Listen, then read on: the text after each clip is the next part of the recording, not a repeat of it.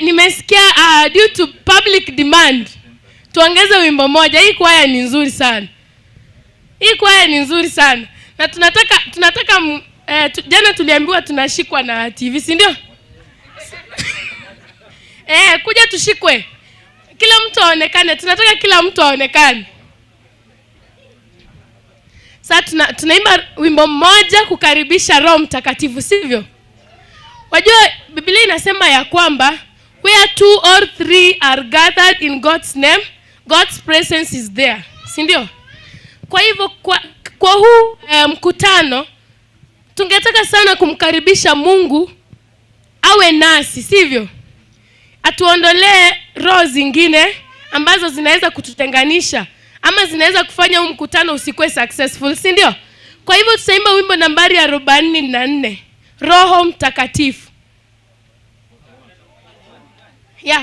41, 41. Pole. Roho Mtakatifu.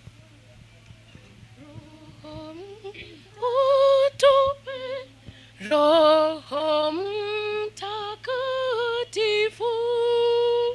Rising. Roho Mtakatifu. Kiongozi amini.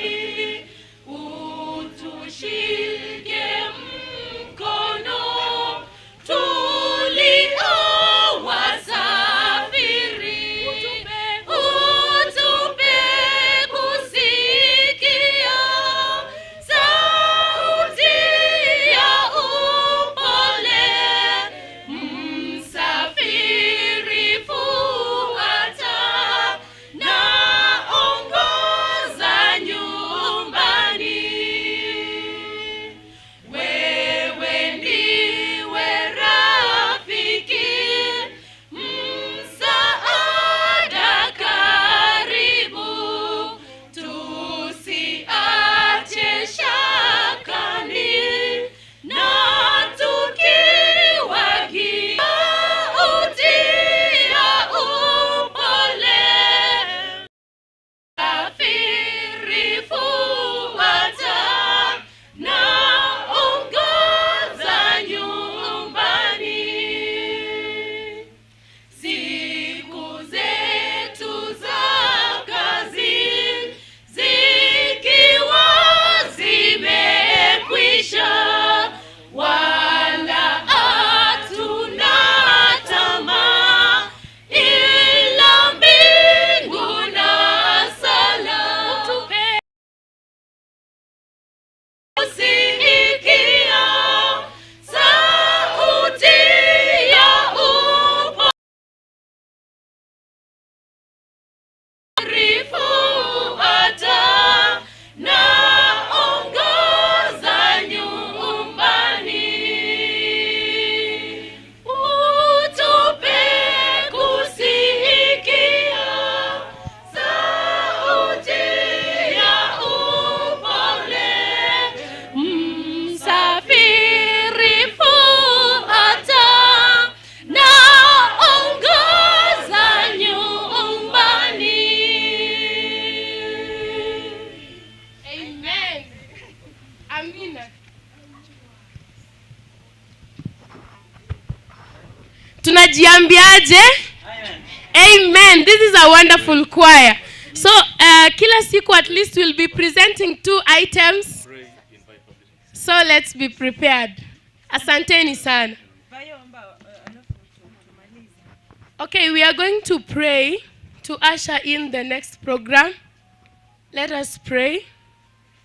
Our kind and loving Father above, we thank you for the gift of this precious moment that you have given unto us, Father Lord, so that we may praise and glorify your name, Father Lord. Father Lord, how we pray that your presence may be with us, Father Lord, even as we are going to the next program, Father Lord. Guide us through, help us so that we may do according to your will, Father Lord. Let us enjoy your presence and being at your feet, Father Lord, praising and glorifying your name. It is my humble prayer, believing and trusting in Jesus' name. Amen.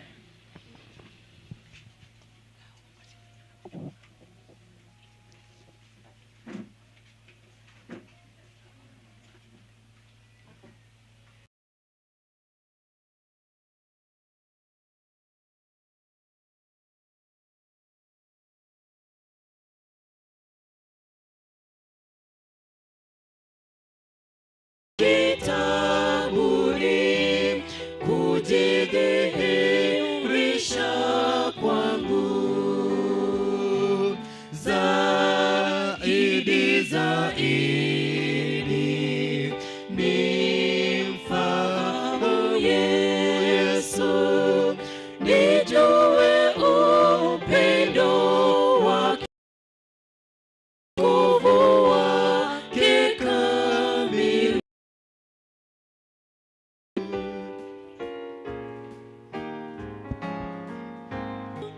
Daima kupambanua mapenzi yake, nifanye yale yanayompendeza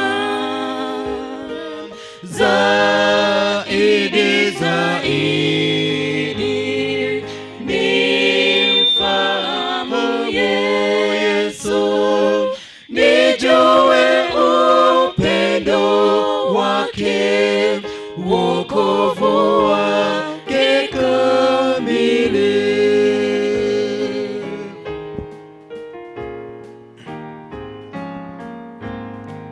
Nataka nikae naye kwa mazungumzo matamu, nizidi kuwaonyesha wengine wokovu wake zaidi nimfahamu Yesu, nijue upendo wake, wokovu wake kamili.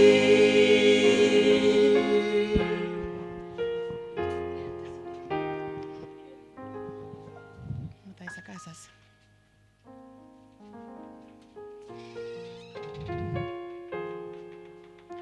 Hamjambo tena. Hamjambo, tukae kwanza.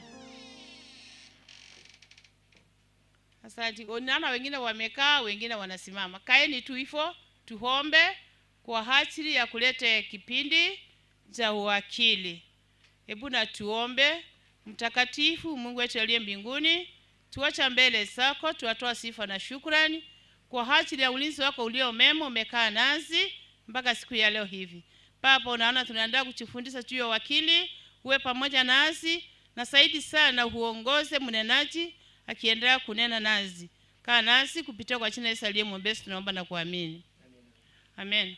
Ni mnenaji wa kipindi cha uwakili, kwa hivyo tumemkaribisha. Karibu.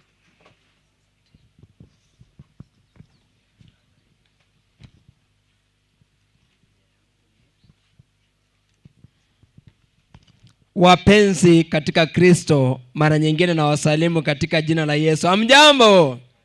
Tuna jambo, Yesu yuaja. Hamjambo tena? Ndiyo, naomba niwakaribishe katika kipindi cha uwakili, na kipindi hiki kinarejelea usimamizi wa mali ambayo si yako. Ni kusimamia kazi ambayo Mungu amekubariki nayo. Ndio maana tukaimba wimbo huu, nataka nimjue Yesu. Nataka nimjue Yesu. Nataka nikae naye kwa mazungumzo matamu. Haleluya. So katika kufanya hivi, leo mada siku ya pili inazungumzia kuhusu partners without using words. Narudia tena. Leo mafundisho ya sasa inazungumzia kuhusu partners without using words. Hivi inamaanisha nini? Washirika pasipo na kutumia maneno. Inawezekana mara nyingi nasema napenda mtu fulani. Inawezekana mimi na wewe tunasema tunampenda Mungu, lakini pasipo na matendo, hiyo imani imefanya nini? Imekufa. Napenda kitabu cha Yakobo 1 mstari wake wa 21. Okay, tusome kitabu ni cha Yakobo 1:21. Yakobo ya Biblia imeandikwa, kwa hiyo wekeni 2:1:10. Nimesema 1:21. Soma tu. Inasema, kwa hiyo wekeni mbali uchafu yote na ubaya usidio,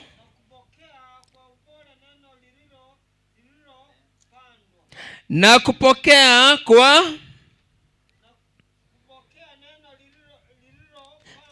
kupokea neno lile lililopandwa ndani, liwezalo kusiokoa roho zenu. Haleluya. Hatutaweza kupanda shamba ama roho zetu hasitapandwa neno la Mungu pasipo na nini? Vitabu. Pasipo na kufanya nini? Kushiriki pamoja na Mungu katika utendakazi. 22 nasema, lakini iweni watendaji wa neno wala si wasikiaji tu. Haleluya. Kuweni watendaji wa nini? Wa neno. Neno limeletwa sehemu hii. Umetoka Shartuka ukakuja kuhubiri Ngararo district, umeletewa ujumbe. Sasa Biblia inasema usiwe msikiaji tu, lakini iweni watendaji wa nini? Wa neno. Wangapi wanasema katika wiki hii, wiki ya makambi, siku zimepita kuanzia Agosti mwaka ule wa 2024 hadi siku ya leo, makambi ya mwaka wa 2025. Wangapi wanasema mimi niko na haja ya kumshukuru Mungu? Mikono juu. Wangapi wanasema katika mkutano huu kwamba kwa sababu Mungu amenitendea mengi, nina sababu ya kuleta sadaka za shukrani? Mikono imepungua. Nani anasema kwamba kwa sababu kwa sababu conference imepanga mipangilio na kutufikishia ujumbe, na kuna wageni wametumwa ambao wanashughulikiwa pale, wametumwa kila sehemu kueneza injili ya Mungu, na wanasema kwamba camp goals lazima tutimize vile tumewekewa? Tusimame tuombe. Wala watu ambao wamesema sisi Mungu akitujalia kuanzia kesho kutwa kuna kitu ndamletea Mungu kwa sababu ya mema ametutendea.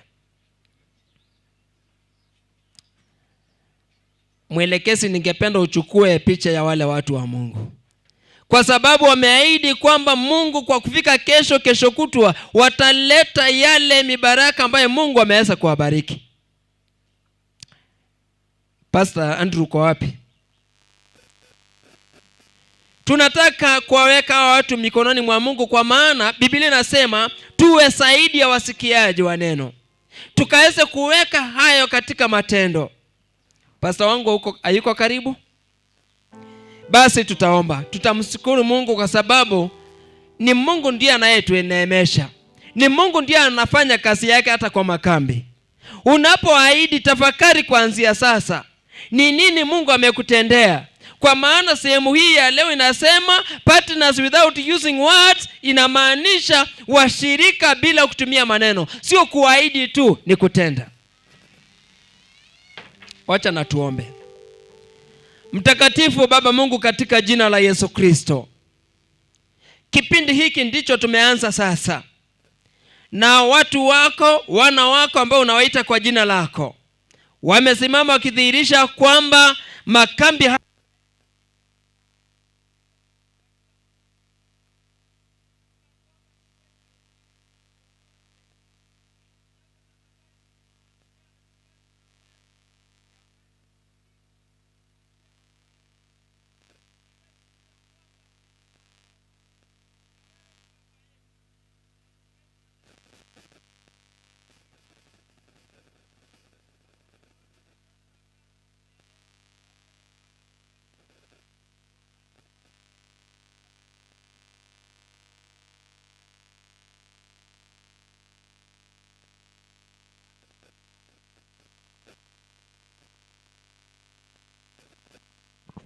Watu wa Mungu, tunaendelea kuchapa injili katika maeneo haya, na tunasema kwamba sehemu ya kwanza ya kushiriki pamoja na Mungu bila kutumia maneno inasema leading people to intimacy. Yaani hapa inasema kuongoza watu kuwa na mahusiano ya ndani ya roho na Mungu wao. Kwa ufupi sana nitawapeleka katika kitabu cha Kutoka 31 mstari wa kwanza hadi 11. Hatutasoma yote, lakini nimesema fungua kitabu cha Kutoka 31 mstari wake wa kwanza hadi 11. Hapa tutaangalia kwamba Mungu anajiitia watu. Called by God. Watu wengi wakaitwa na Mungu. Mungu akawapatia wengine maarifa na hekima ya kuweza kujenga hekalu na kutekeleza wajibu alilompatia Musa. Tukiangalia kwanza kidogo kwa 25 mstari wa 8 inasema 25 mstari wa 8 na 9. Tunapata kuelewa kwamba Mungu anatufuta karibu na yeye, anatupatia reality, vitu ambaye tunayaona kwa macho na tunaishi kwayo. Biblia inasema, imeandikwa vipi?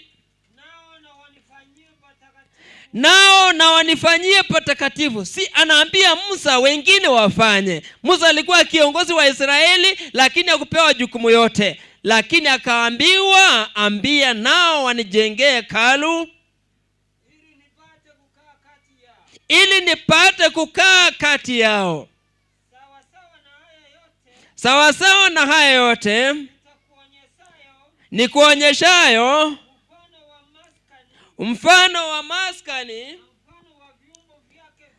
na mfano wa viungo vyake vyote, kama nimesema kweli. Ndio maana mwimbaji anasema nataka tena zaidi daima kupambanua mapenzi yake, nifanye yale yanayompendeza. Bwana sifiwe. So katika kuwa washirika na Mungu bila kutumia maneno ni kufanya yaliyo mapenzi yake, kutenda. Sio kusikia, sio kusema tu, hila ni kutenda. Sehemu ya mwisho ambayo tumesoma hapa inasema nataka nikae naye kwa mazungumzo matamu, nisidi kuwaonyesha wengine wokovu wake. Haleluya. Yaani unachukua nafasi, unaonyesha watu wokovu wa Mungu, si kuhubiri tu. Jana nimeona mtumishi wa Mungu Pastor Nyakundi Senior alikuja kanua kitabu kwa mfano bora. Ni mhubiri ndio, akachukua hatua ya kutenda. Waimbaji wamekuja wakaimba, wakatekeleza wajibu. Mimi na wewe pia katika sehemu hii tunahusishwa na Mungu bila kutumia maneno, bila kuongea na kuahidi tu, lakini kwa kutenda. 31 mstari wa kwanza uruke uende wa 4. Bwana tena akanena na Musa akamwambia hivi,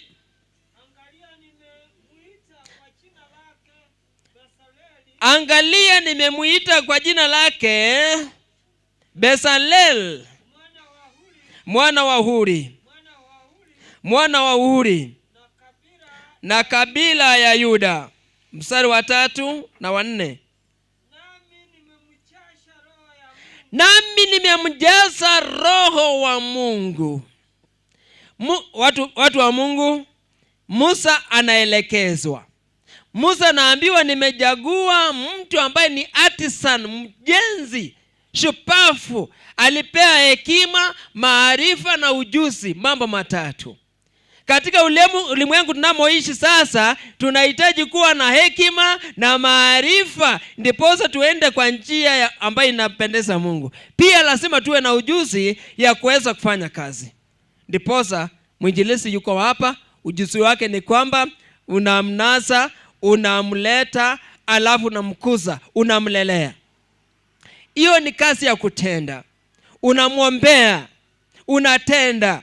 Sasa sisi siku ya leo mstari wa 4 na wa 6, tafadhali. Ndio.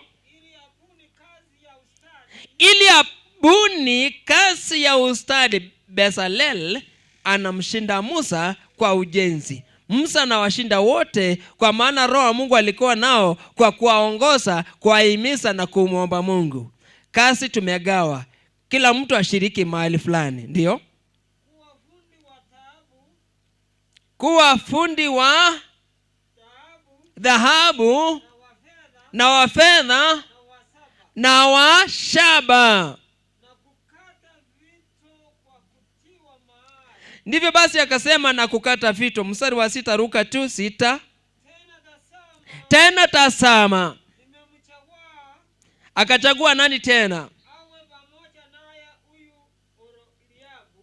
Akasema Oliabu akachaguliwa pia kuwa msaidizi wa Bezalel katika ujenzi. Sasa na mimi na wewe tunahusika. Mimi nikiwa second speaker, wewe ni mwimbaji, wewe ni deacon, tunasema kwamba wote tunahusika katika kujenga hekalu la Mungu. Bwana asifiwe.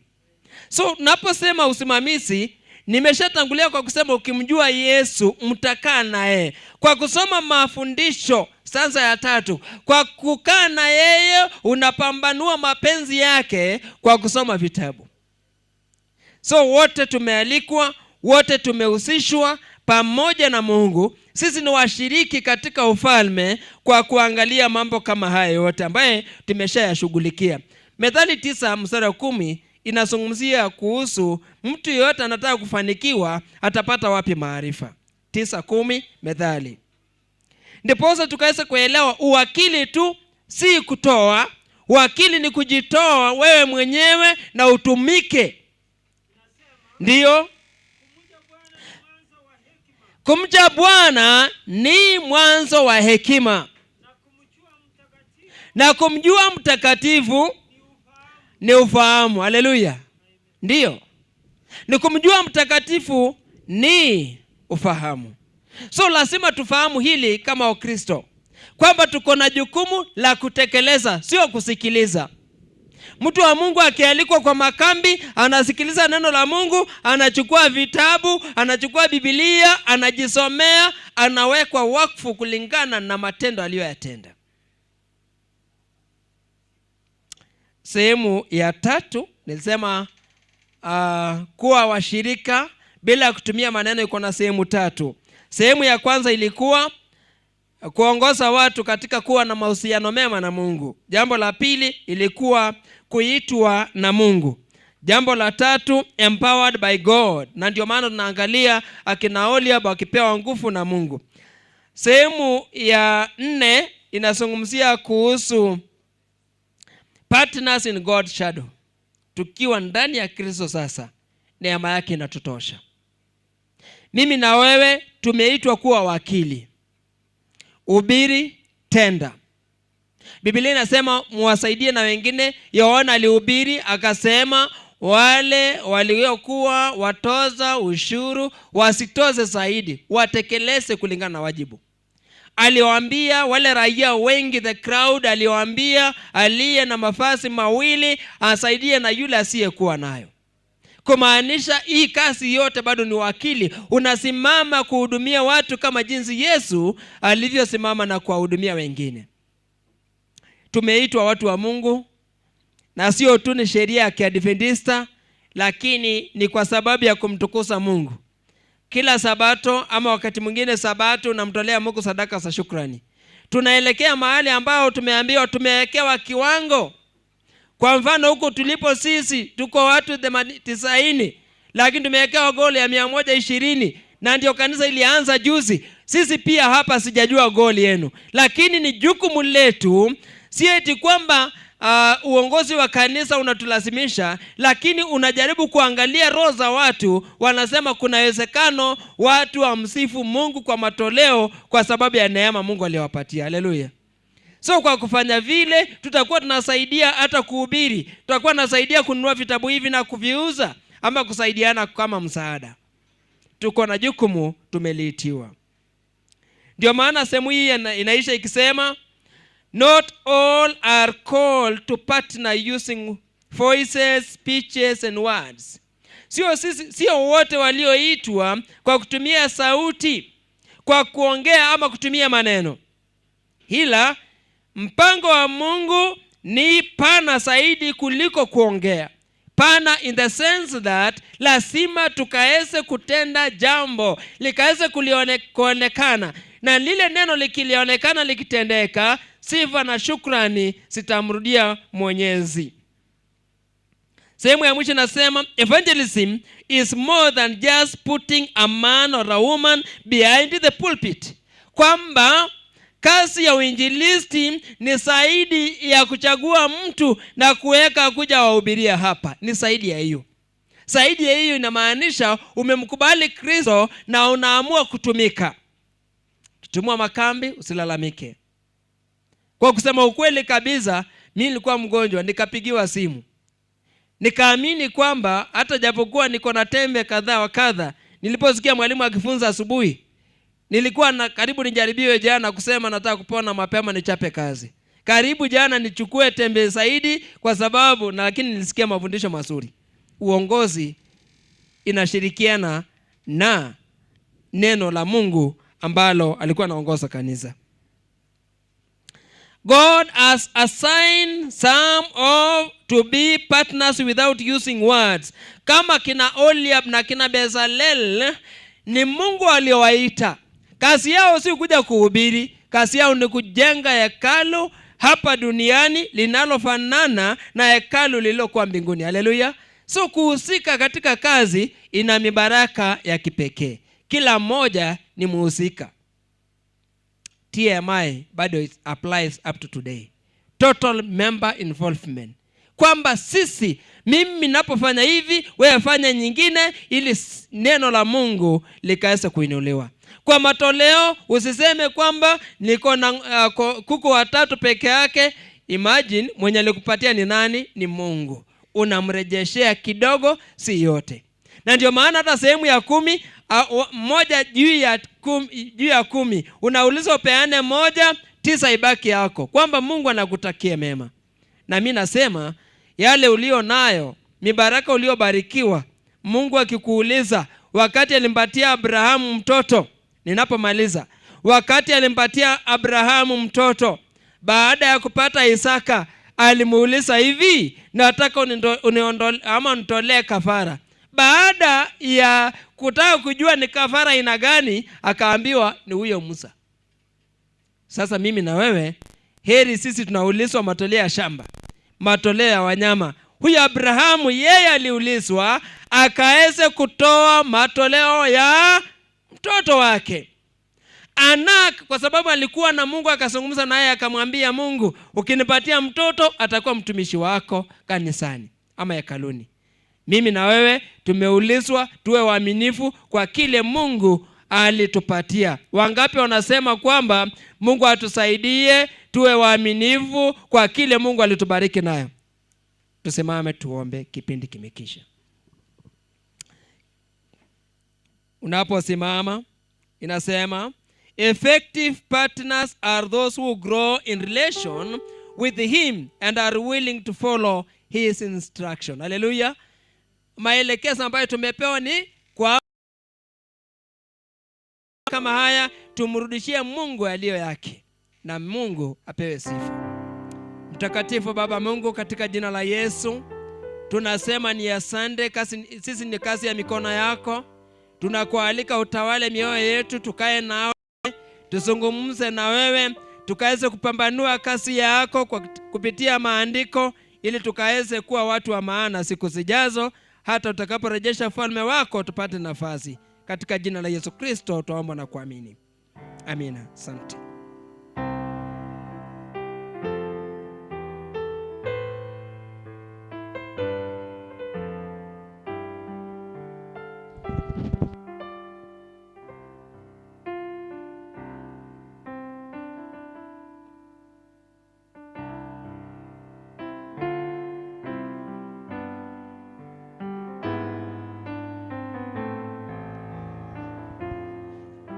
Furaha, umepatiwa nafasi.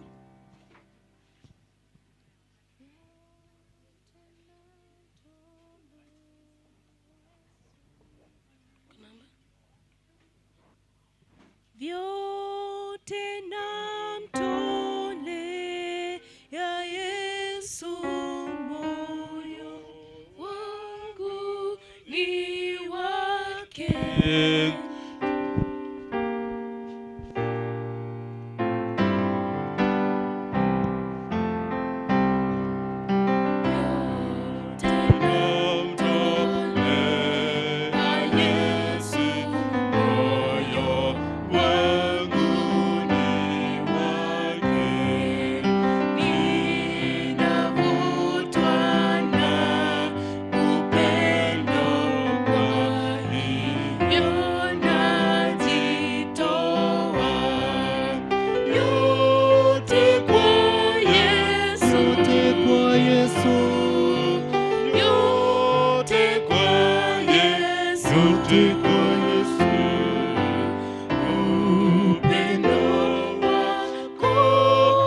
kushinda, Yesu natoa.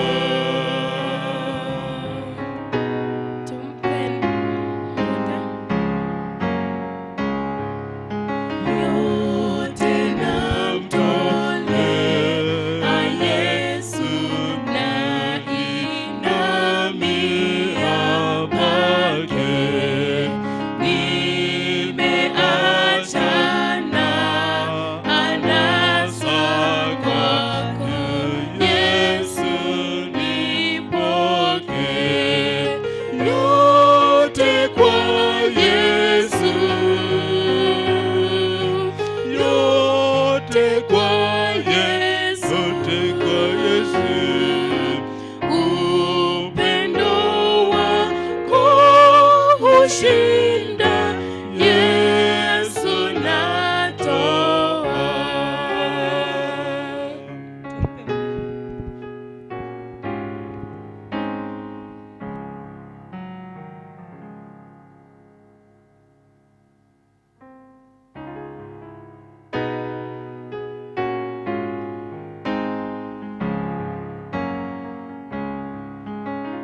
Yote namtolea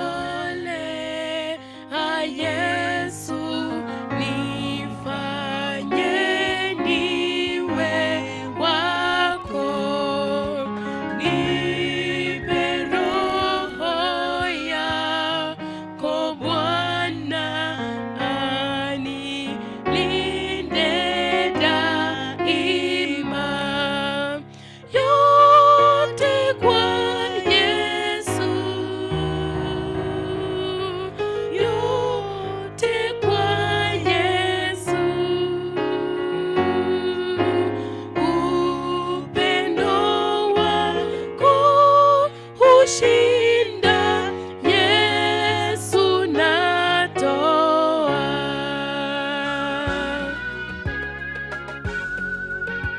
Tumefanya nini?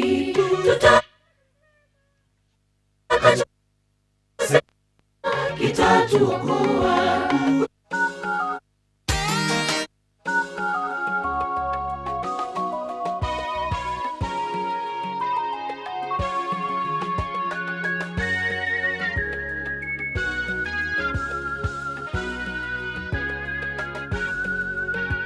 Tumefanya nini?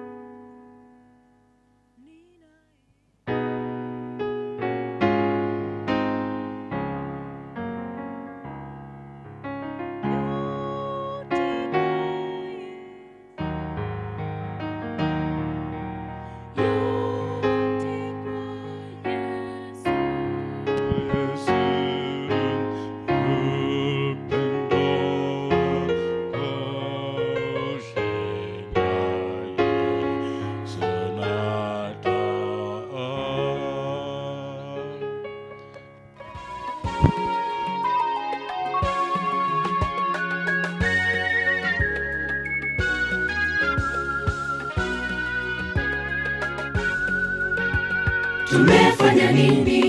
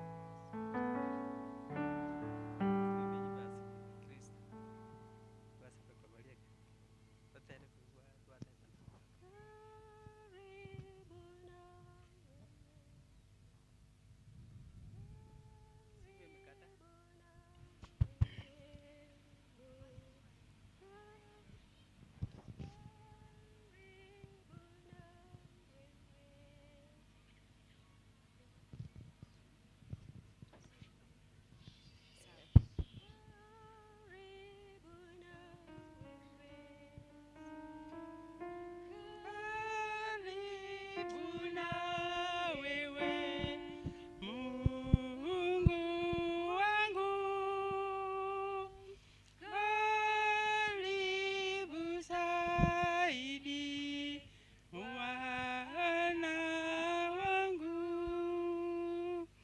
Siku zangu niwe karibu na wewe, karibu na wewe, Mungu wangu.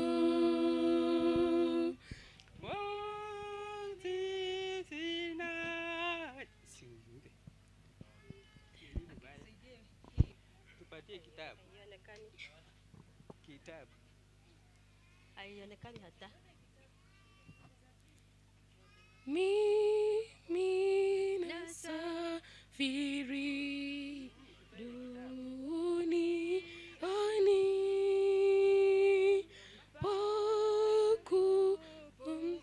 pakupumzika sipaoni, nilalapo niwe karibu na wewe, karibu zaidi, Mungu wangu. Yote unipayo yanivuta,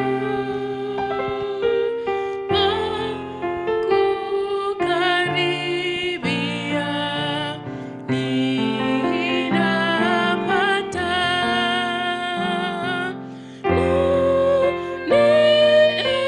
nielekezwe karibu na wewe, karibu zaidi, Mungu wangu. Na kwa nguvu zangu nikusifu,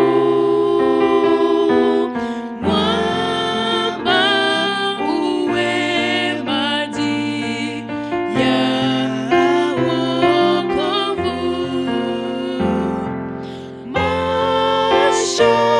mashakani niwe karibu zaidi, karibu zaidi, Mungu wangu.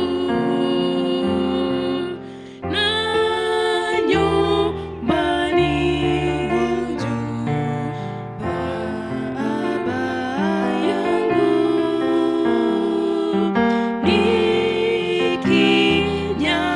nikinyakuliwa toka huko, kwa furaha niwe pamoja na wewe,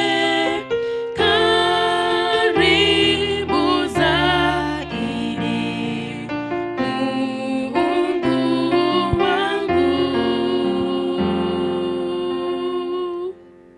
Amen.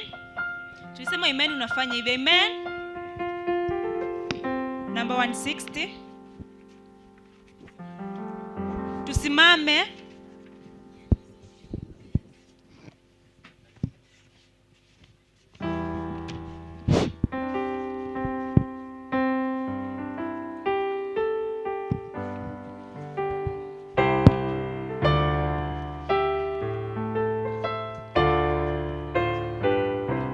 Tuimbe. Watakatifu, kesheni, nguvu za mbingu zagonga, washeni taa tayari kwa kurudi kwake Bwana yuaja. Yesu mfalme yuaja, mwenye fahari. Yesu yuaja enzini, karibu Yesu uje.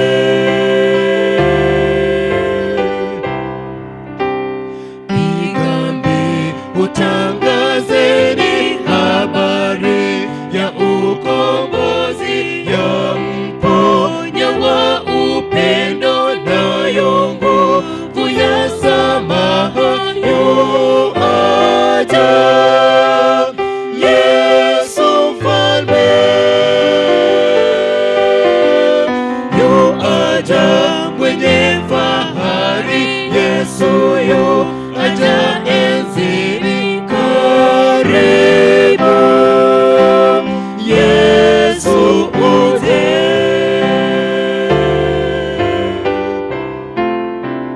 Falme nyingi za angushwa panda ya sabahuni, yatangaza neema yake kabla ya kupita saa yu aja.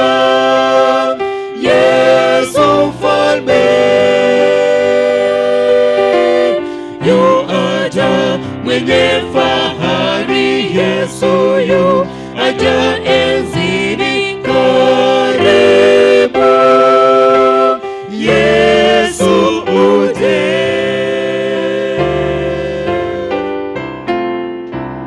Wenye faya potea nchi za jaa uchungu, Kristo anaharakisha unabii unatimizwa yu aja. Yesu mfalme yu aja mwenye fahari. Yesu yu aja enzini karibu. Yesu uje.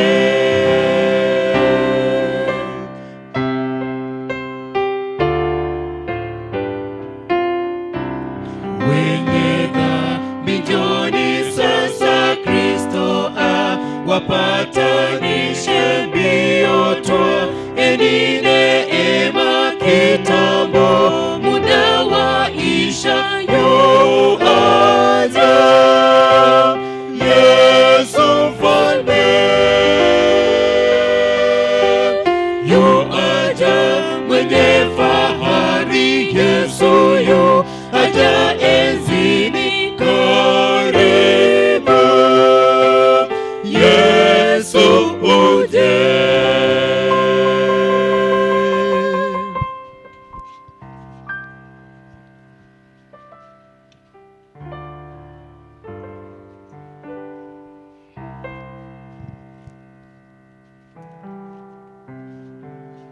Fungu letu ni kitabu cha Mathayo 24. Fungu lake ni la 14. Na nitasoma kwa lugha mbili. Tena habari njema ya ufalme itahubiriwa katika ulimwengu wote kuwa ushuhuda kwa mataifa yote, hapo ndipo ule mwisho utakapokuja. Ndarudia. Na ageli kiori kulo monsupati lengitoria enkai tenkop pooki metaa shakini shotolo reren pooki ore nakata nebao enkitingoto. Mungu abariki andiko mnenaji atakaposimama na kutia nguvu. Hebu na tuombe. Baba mtakatifu na Mungu ishie mbinguni, mchana wa leo tumekuja kwako tukiwa na wingi wa shukrani kwa sababu ya kipaji cha uhai ambao unaendelea kutupa. Asante kwa afya nzuri kimwili na kiroho. Na asante kwa sababu tulikuomba jana ya kwamba utukirimie uzima na umefanya hivyo mpaka masaa haya.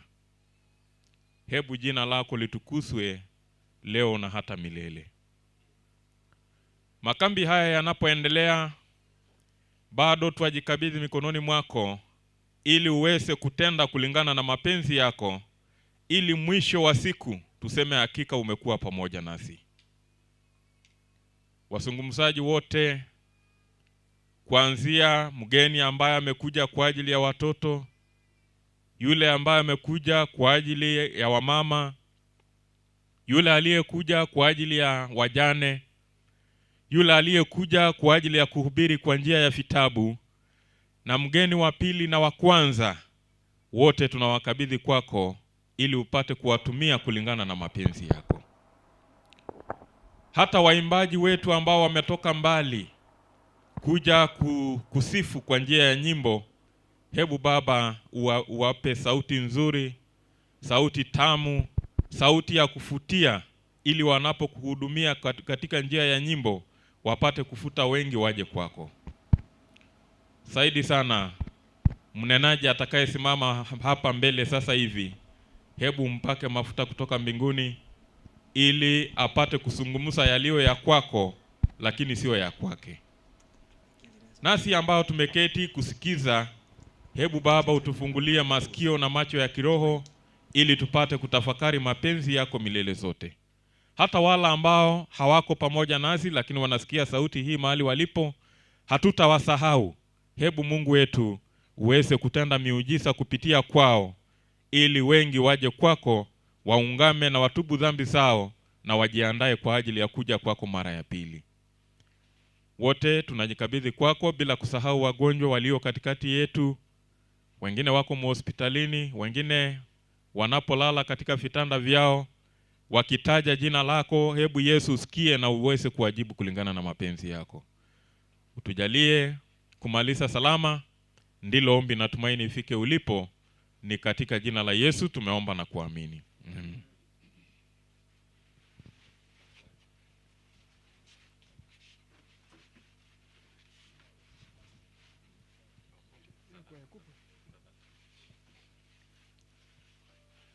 Katika nafasi tena nzuri, tunawakaribisha deaconess na madikoni ili wapate kusanya sadaka.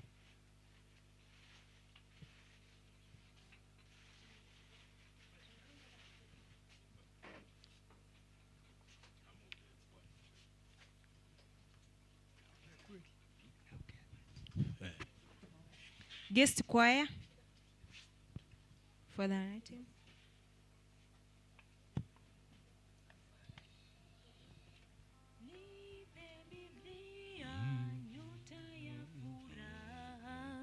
Number 52 wakikuja guest choir tuharakisha.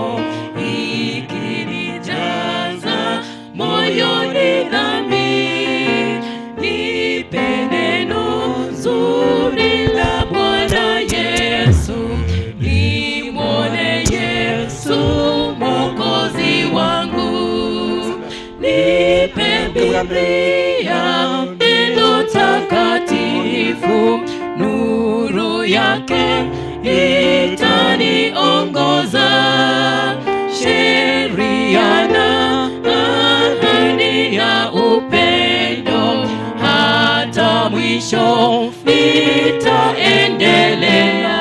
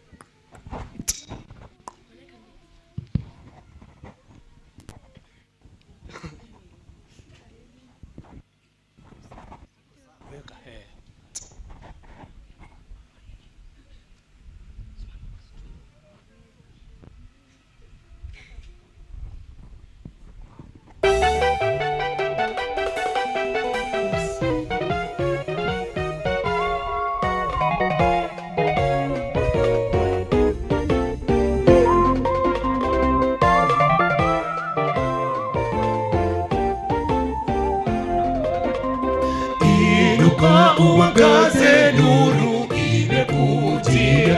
Hakika wamelala usingizi walinzi wa Sayuni, giza nene limesogea jamani, muda wa isha. Inuka mlinzi, utangaze habari njema.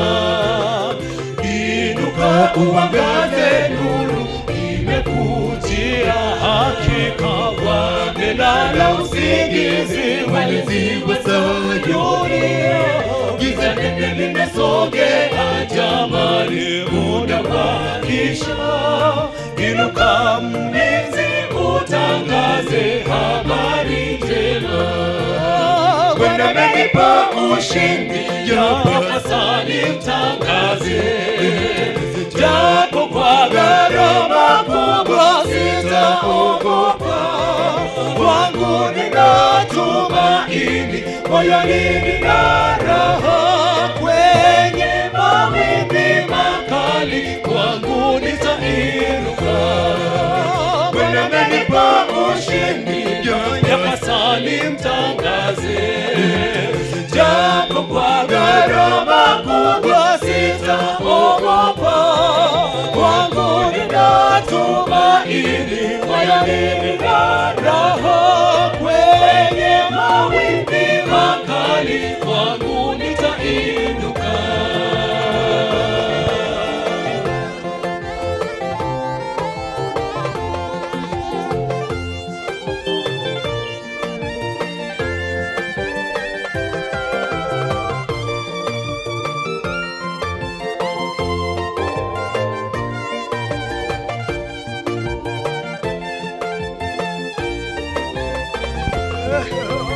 Utukufu wa Bwana umekuzukia, hata kama giza litaifunika dunia.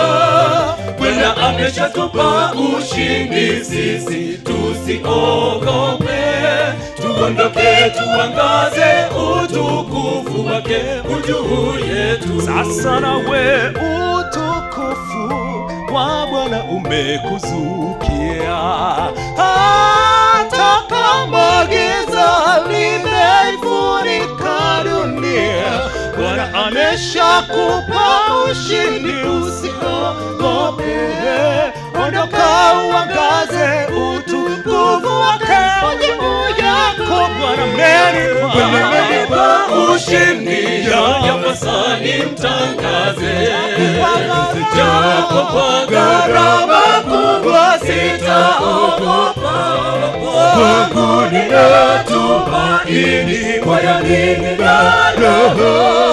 Kwenye mawimbi makali kwangu nitainuka.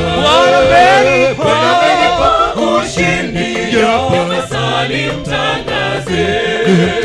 Japo kwa gharama kubwa sitaogopa, kwangu nina tumaini, moyoni nina raha. Kwenye mawimbi makali kwangu nitainuka.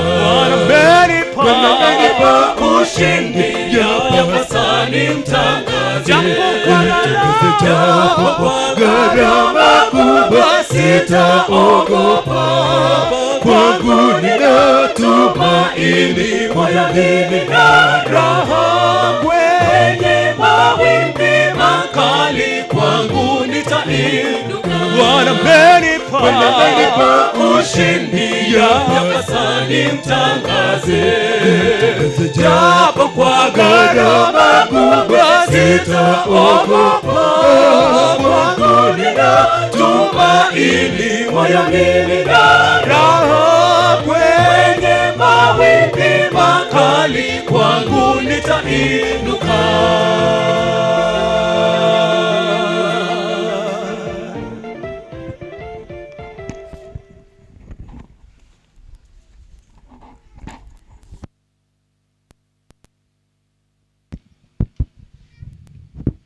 Mnasemaje kwa waimbaji? Wacha nichukue nafasi hii niulize mkutano, ni wangapi wamekuja leo? nione kwa mikono. Wala ambao leo ni siku yao ya kwanza kuingia kwenye makambi yetu ya Ngararo. Nimeona wachache, hebu simameni. Simameni tu wala ambao mmekuja leo. Alafu wana Ngararo mnawaambiaje hawa? Wangapi wanawakaribisha? Asante. Kabla sijamkaribisha mnenaji wa siku ya leo, wacha nilete tangazo ya kwamba sadaka mbichi muanze kuleta. Kwa sababu kuanzia jana tulikuwa suppose kuuza, lakini jana hatukujaona. Pengine leo mchana tutakuwa na soko huru ya kuweza kuuza sadaka mbichi. Kwa hivyo muende mjiandae ili mulete sipate kuuzwa. Wangapi pamoja nami wanasema mchungaji Pastor Andrew Olesingo, karibu unene pamoja na watu wa Mungu. Asante, karibu pastor.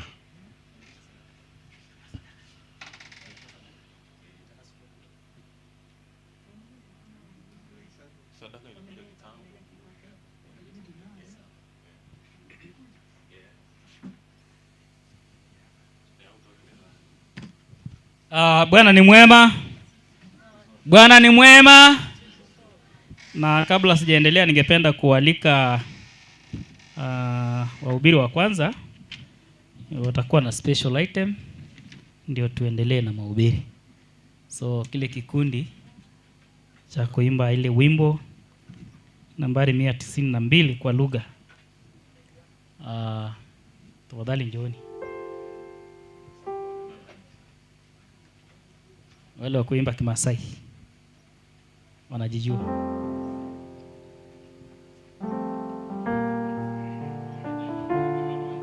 Kemeloga ngarne Yesu. Very good. Kemeloga ngarne Yesu. Ndio tuimbe.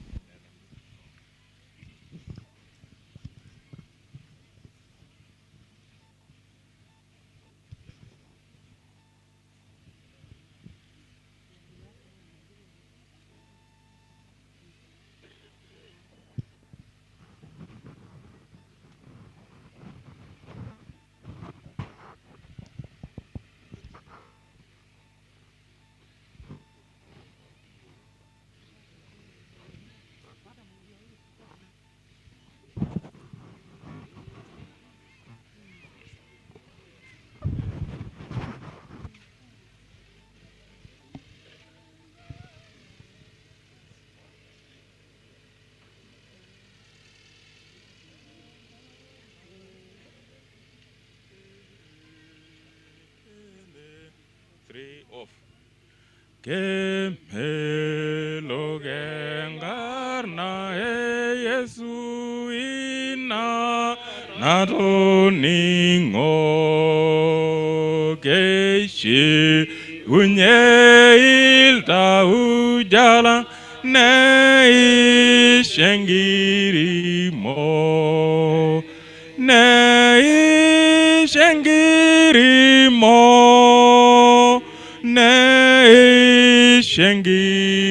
shengirimo engarna Yesu engabe elongo olchurie teninye atumingumo nena natengela nena naitengela nena naitengela engarna Yesu engabe elongo olchurie teninye atum naiteng'ela nena naiteng'ela nena naiteng'ela Yesu olairetanilai olaiteng'enani nani nye engoitoi osipat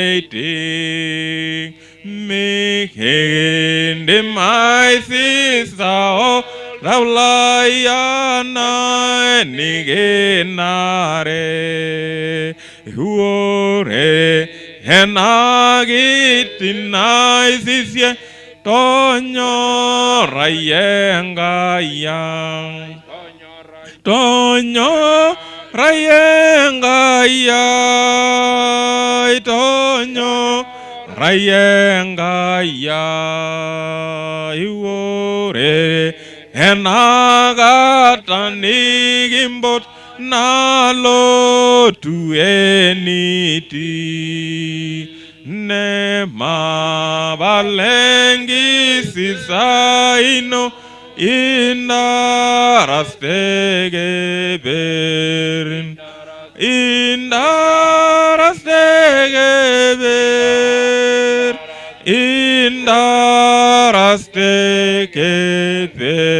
indarastegeber. Hiyo wimbo inasema jina lake Yesu tamu, namba 24 Kiswahili.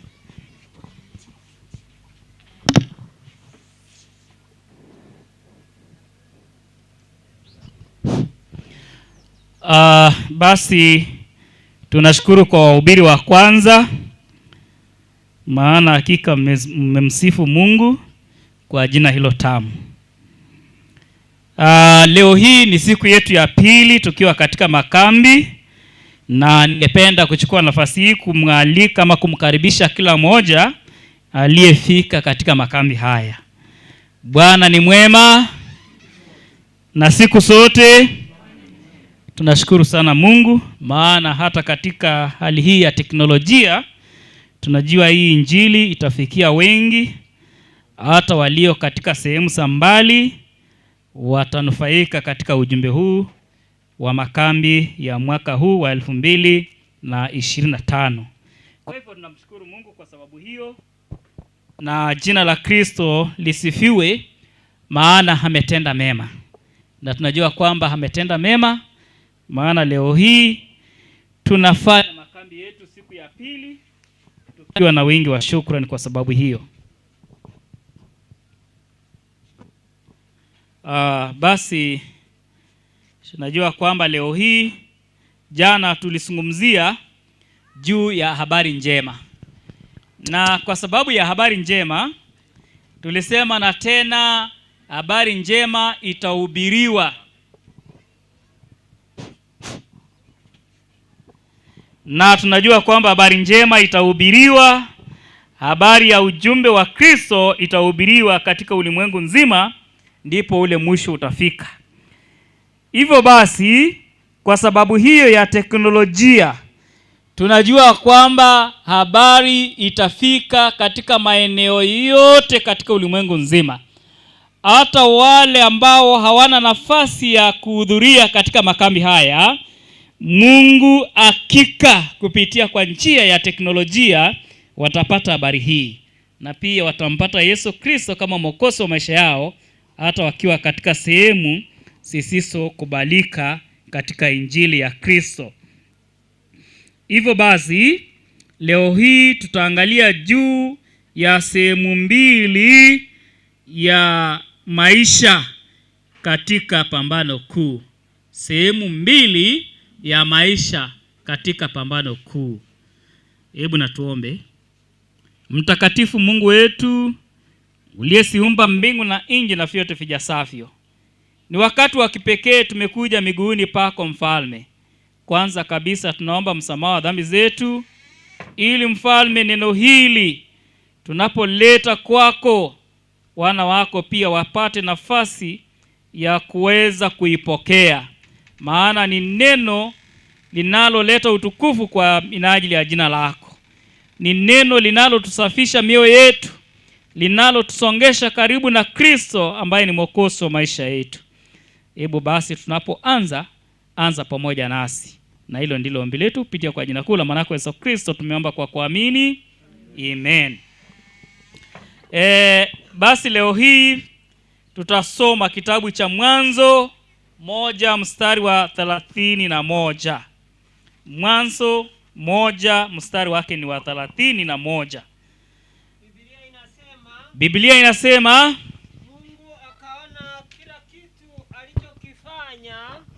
Mungu akaona kila kitu alichokifanya, na tazama ni chema sana. Akasema na tazama ni chema sana. Ikawa jioni, ikawa asubuhi, siku ya 6. Ikawa jioni, ikawa asubuhi, siku ya 6. Yaani Mungu baada ya kufanya kazi ya uumbaji, aliona kazi aliyofanya, kazi yote aliyofanya Mungu ni chema, ni kamilifu. Kazi ya Mungu ni kamilifu. Alifanya kazi, akaona kwamba kazi imekamilika. Uumbaji wa mwanadamu ulikamilika, mwanadamu akaumbwa akiwa mkamilifu. Maana kazi ya Mungu yote ni chema, alivyosema ni chema. Hata mwanadamu alikuwa mwema, mwanadamu alikuwa mkamilifu, maana kazi ya Mungu ilikuwa chema. Inajaribu kusema nini? Ikawa jioni, ikawa asubuhi, siku ya 6. Biblia tunapoangalia tunaambiwa kwamba kila kazi aliyofanya Mungu ilikuwa ni kazi kamilifu. Kazi kamilifu. Kila kitu ilikuwa kamilifu. Mungu akaiweka mwanadamu katika shamba la Edeni. Akaiweka katika shamba la Edeni. Kitabu cha Mwanzo 2 mstari wa 15, Biblia inasema ailime na kuitunza. Msomaji tafadhali. Biblia inasema, Biblia inasema Bwana Mungu akamtoa huyu mtu, Bwana Mungu akamtoa huyo mtu aliyeumba akiwa mkamilifu, akamweka katika bustani ya Edeni. Akamweka katika bustani mwa Edeni ailime na kuitunza. Huyu mwanadamu alipewa kazi ya kuitunza, ama kuilima na kuitunza pia. Alipewa kazi hiyo. Kwa hivyo mwanadamu aliumbwa akiwa mkamilifu, akawekwa katika bustani mwa Edeni, ailime, aitunze. Hapo ikawa makao ya mwanadamu wa kwanza ambaye ni Adamu. Akaambiwa kwamba hapo ndio utafanya nini? Utakaa ukiishi. Mwanadamu akiwa katika shamba la Edeni, Biblia inasema kwamba lakini kulikuwa na kiumbe kingine. Na kabla ya kiumbe kingine, Mungu alipomtua mwanadamu, akaweka katika shamba la Edeni, aitunze na ailime na kuitunza. Biblia inasema kwamba Mungu akampa mwanadamu maelezo ya kuishi katika shamba lile. Instruction. Akamwambia kwamba waweza kula matunda yote katika shamba hili isipokuwa lililo katikati mwa bustani. Mungu akasema usiguse wala usile. Yesu ayo tunaambiwa kwamba shetani alikuwa kando akisikiza. Huyo shetani ambaye ni kiumbe mfano wa nyoka akaja kwa mwanamke. akaambia eti Mungu alisema msile matunda yoyote katika shamba la Edeni. Mwanamke akasema kwamba tuliambiwa tuweza kula matunda isipokuwa lililo katikati mwa nini? Mwa shamba. Kaambiwa kwamba mwanamke akafutiwa na akala baada ya kudanganywa na nyoka. Biblia inasema hapo ndipo uadui ulipoanza. Kitabu cha Mwanzo 3:15. Kitabu cha Mwanzo 3:15. Biblia inasema, nami nitaweka uadui kati yako. Baada ya mwanadamu kushindwa kutii maagizo ya Mwenyezi Mungu, sasa Mungu anaweka uadui. Uadui sasa ukaanza kati yako na huyu mwanamke. Sasa nyoka akasema, yani Mungu akasema kwamba nitaweka uadui kati yako na huyu mwanamke, na kati ya usao wako, na kati ya usao wa mwanamke na usao wake, na usao uadui mkubwa sana. Kaambiwa huo utaupona mponda kisigino. Nawe nyoka utamponda mwanadamu kisigino. Uadui ukaanza. Yaani baada ya mwanadamu kutenda dhambi, ule ukamilifu ukaanza kupungua. Ukamilifu wa mwanadamu ukaishi tena. Maana ametenda dhambi, ametenda kosa asilo Mungu alimwambia mwanadamu asifanye nini? Sasa ametenda dhambi. Baada ya kutenda dhambi, tunaambiwa kwamba, endelea kusoma msomaji 16, kitabu cha Mwanzo 3:16. Biblia inasema akamwambia mwanamke. Sasa mwanamke naye akaambiwa, hiyo maagizo ya kwanza ilikuwa ni ya nyoka. Ni punishment, adabu ya kwanza. Adabu ya pili, mwanamke akaambiwa, hakika nitakusidishia uchungu wako. Mwanamke, kwa sababu umetenda haya, nitakusidishia uchungu yako na kusaa kwako. Sasa mwanadamu ambaye ni mwanamke, utakaposaa utasaa kwa utungu. Utasaa kwa utungu. Na tamaa yako itakuwa kwa mumeo. Na tamaa yako itakuwa kwa nani? Kwa mumeo. Kwa mumeo. Naye atawatawala. Yamkini sijui, sielewi.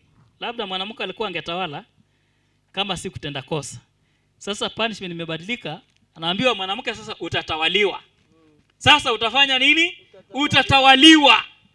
Labda kama angelitenda kosa, mwanamke angekuwa anatawala. Lakini kwa sababu ametenda kosa, sasa tamaa yako itakuwa juu ya mumeo. Sasa utakuwa chini ya mume wako. Mstari wa 17, msomaji. Biblia inasema hivi, akamwambia Adamu. Adamu naye akaambiwa kwamba, kwa kuwa umeisikiliza sauti ya mke wako. Sasa wewe ukasikiliza sauti ya mke wako, ukala matunda ya mti ambao ukafanya visivyo kwa kula tunda ambaye nilikuagiza usifanye hivyo. Nikisema usiyale. Nikisema usiyale. Lakini sasa umekula. Ardhi imelaaniwa. Ardhi, Nasema ardhi imelaaniwa kwa sababu yako.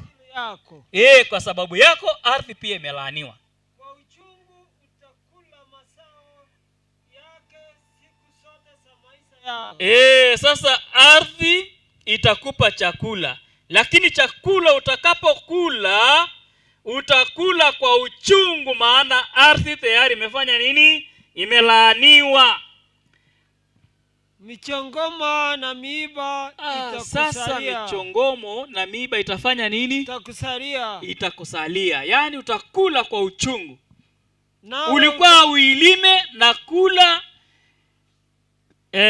ulikuwa ulime shamba la Edeni na kula chakula ambacho kiko tayari.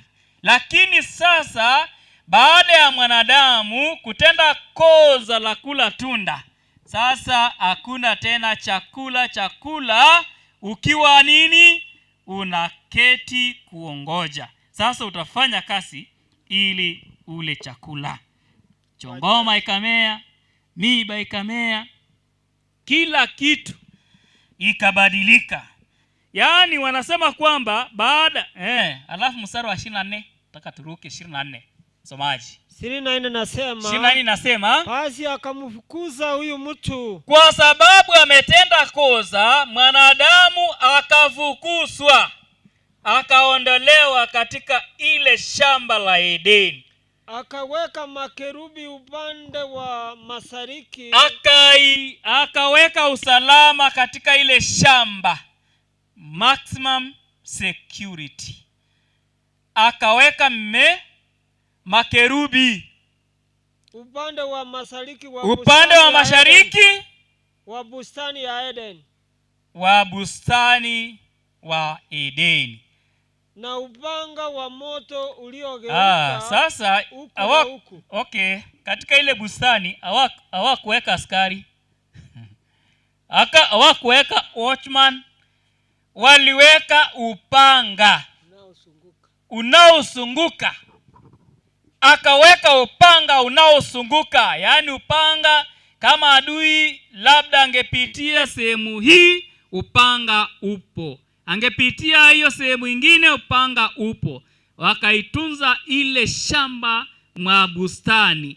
Akauweka upanga unaogeuka kila sehemu kuitunza ile. So mwanadamu ana tena nafasi, ana access ya kuingia katika shambani mwa bustani. Ulimaliza kwa kusoma? Kuilinda njia ya mti wa uzima. Ili mti wa uzima ufanye nini?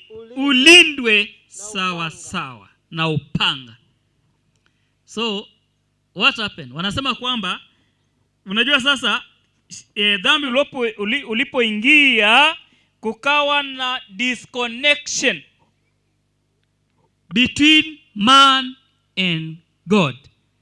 Disconnection. Sasa hakuna ile connection, hakuna ile muungano wa mwanadamu na Mungu tena, maana mwanadamu ametenda dhambi na mwanadamu amefukuzwa. So there is no connection between man and God. There is no longer connection. Hakuna tena connection. So everything ikawa disconnected. Utangamano. So hilo wanasema utangamano. Sasa ukawa kuna shida ya utangamano. Mwanadamu hawatatangamana tena na Mungu wake. Kwa sababu gani? Kwa sababu ya dhambi. Mwanadamu akawa connected na mambo, yani mwanadamu akawa na utangamano na kifo. Utangamano na kifo. So man was connected with death. Disconnection kati ya mwanadamu na Mungu. Mwanadamu na Mungu hawana uhusiano tena. Mwanadamu amepata uhusiano na kifo. So mwanadamu akawa muadhiriwa wa kifo. Sasa mwanadamu hana usalama. Kifo inamwandama mwanadamu mahali popote. Mwanadamu akawa sasa ni mwanadamu anayefikiria maisha na baada ya maisha kwamba mwanadamu atakufa. Mwanadamu ambaye hangeishi milele sote.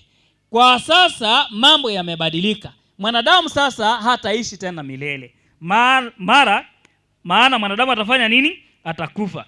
Akaambiwa sasa mwanadamu kwa sababu hiyo 3:19 inasema nini? Mwanzo 3:19 inasema nini? Sasa Biblia inasema ameunganishwa sasa tena kingine. Kwa jasho la uso wako. Eti sasa kwa jasho la uso wako utakula chakula. Utakula chakula sasa hata utakaporudia ardhi. Yaani sasa umeunganishwa na ardhi tena.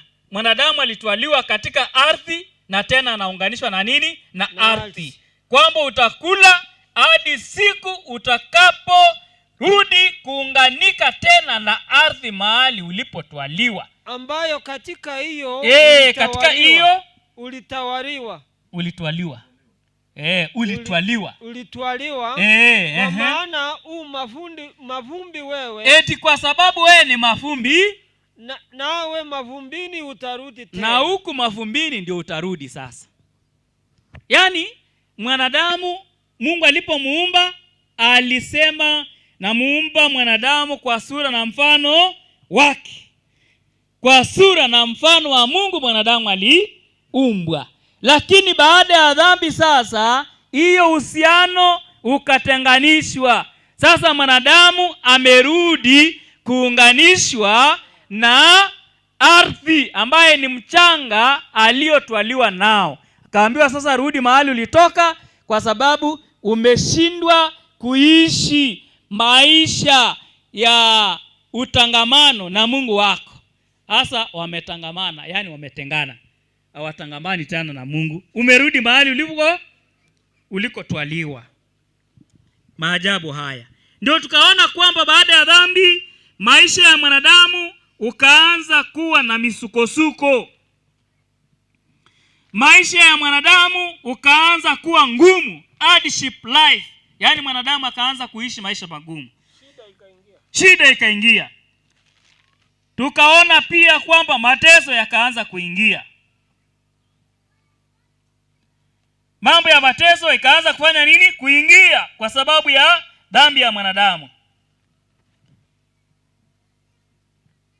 Tukaambiwa kwamba mwanadamu akaanza kuishi maisha ya kiulimwengu, si maisha ya kimbingu. Sasa yeye tunasema two sides of life ambaye mwanadamu anaishi. Sasa akatenganishwa na ile maisha ya kiungu, akaunganishwa na maisha ya duniani, ambaye maisha ya duniani hauna usalama. Ndio mwanadamu akaanza kufikiria, yani maisha yakawa magumu. Huyo mwanadamu akaanza kufikiria mambo mangapi? Matatu katika maisha yake. Mwanadamu akaona kwamba ataridhika ikiwa atapata chakula. Hiyo tunaita primary basic needs ya mwanadamu, ama primary basic needs ya mwanadamu ikaanza kuwa ni nini? Ni chakula, mavazi na nyumba, si ndio? Mavazi, yani shelter. Wanasema kwamba food, shelter and clothing. Sasa mwanadamu akaona kwamba nikipata hayo nitakuwa nimeridhika katika maisha. Lakini haya mambo yanaridhisha mwanadamu kweli? Sasa mwanadamu akaanza kusumbuka. Maisha yamekuwa magumu. Mwanadamu akaanza nini? Kusumbuka katika maisha. Kitabu cha Mathayo 6 mstari wake ni wa 25 inasema nini? Mwanadamu akaanza kuwa anasumbuka katika maisha. Maisha yamebadilika. Anaanza kuhangaika. Anahangaika na maisha ya nini? Ya ulimwengu.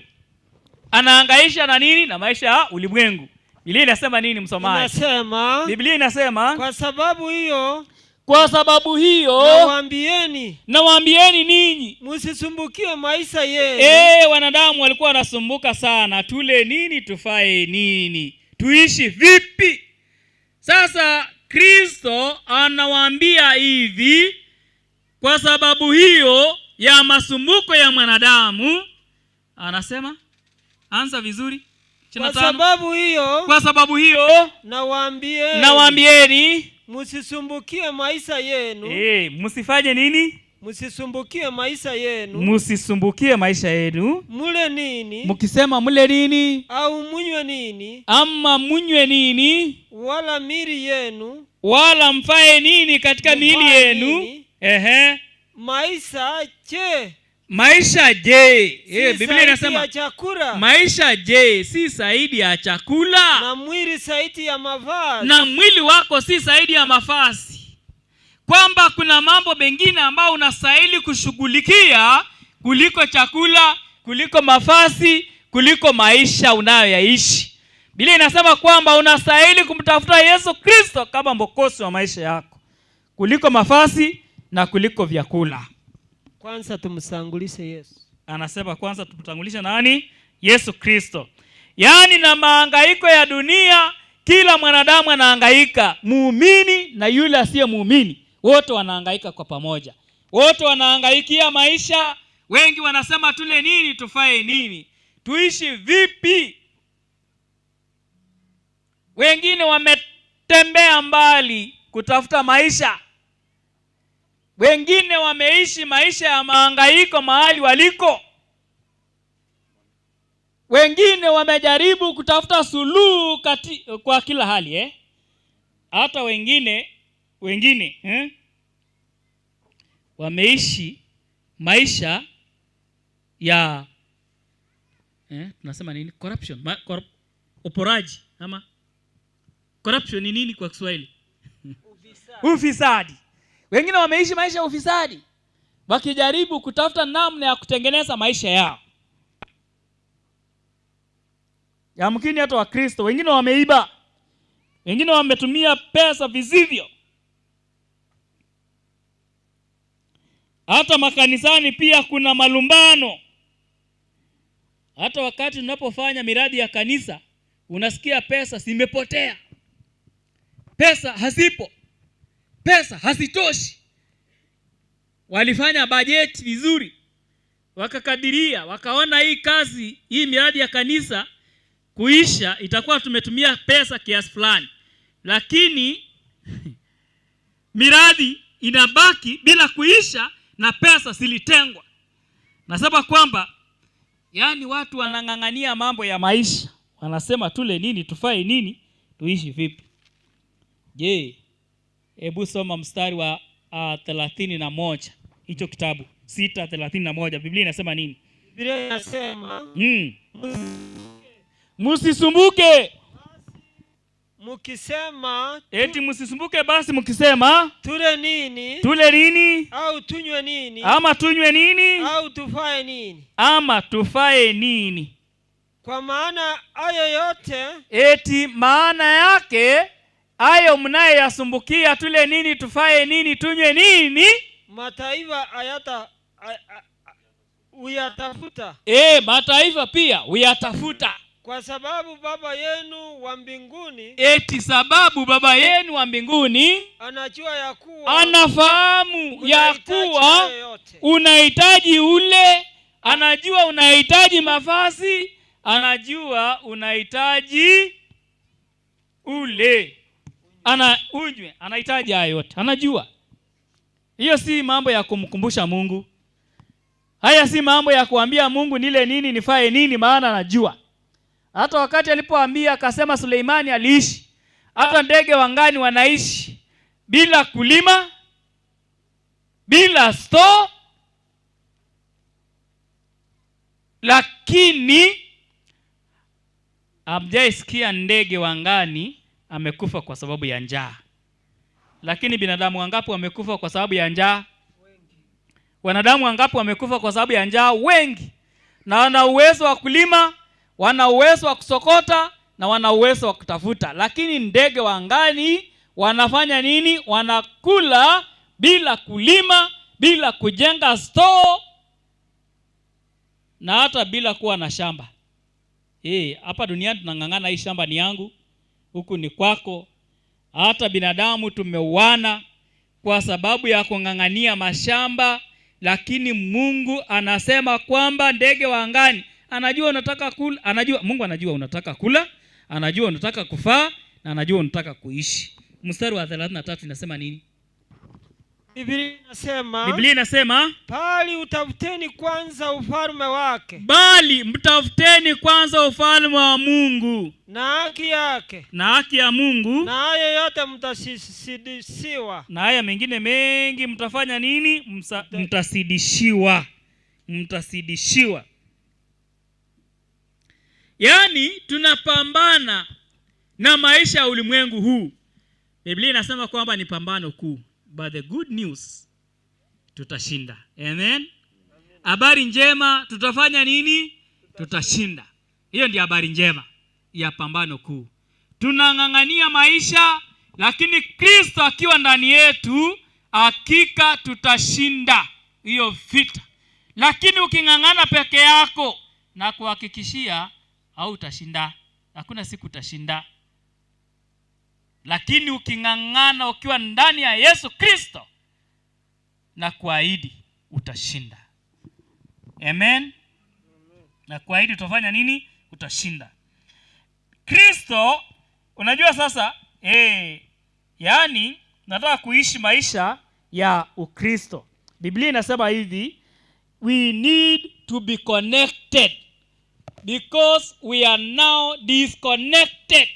Yani tunastahili tupatanishwe, maana tulitenganishwa na dhambi. Kile yani vita ambayo tunastahili kufanya ni vita ya kupambana kurudi kupatanishwa na Mungu wetu. Je, wewe umepatanishwa? Are you connected? Yes, are you connected? Umepatanishwa. Biblia inasema hivi, umepatanishwa ili tuishi maisha ya uungu, si maisha ya dunia sasa. Yani kwa sababu ya dhambi imetuunganisha kuishi maisha ya dunia. Lakini tukiwa ndani ya Yesu Kristo ametupatanisha tena tuishi maisha ya kiungu na Mungu wetu aliye juu mbinguni. Je, wewe umeunganishwa na Kristo? Je, wewe umepatanishwa na Mungu? Biblia inasema nini katika kitabu cha Warumi 5:12?